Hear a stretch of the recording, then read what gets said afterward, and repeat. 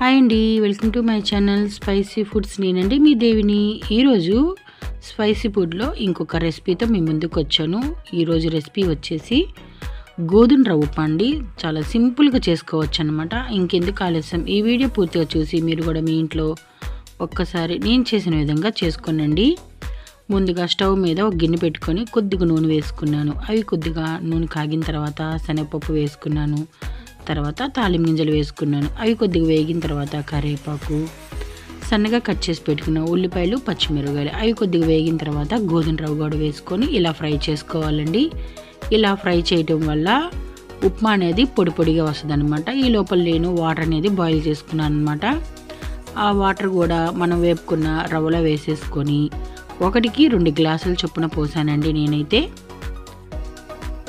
అలాగే తగినంత ఉప్పు, చిన్న చిన్న అల్లం ముక్కలు కూడా వేసుకుంటే ఉప్మాకి భలే టేస్ట్గా ఉంటుందండి. సిమ్లో పెట్టుకొని ఉడికించుకోవాలి.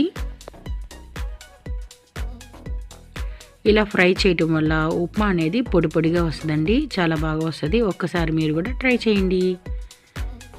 ఇప్పుడైతే ఉప్మా అయితే రెడీ అయిపోయింది. చూసారా, చాలా పొడి పొడిగా వచ్చింది. ఆరిన తర్వాత ఇంకొంచెం పొడి పొడిగా ఉంటుందండి. టేస్ట్ మాత్రం సూపర్ అంటే సూపర్గా ఉంటుంది. ఒక్కసారి నేను చేసిన విధంగా చేసుకోండి. నేనైతే పంచదారతో తింటానన్నమాట ఉప్మా అనేది. మీరైతే చట్నీతో తింటారా, పంచదారతో తింటారా? కామెంట్ బాక్స్లో కామెంట్ అనేది పెట్టండి.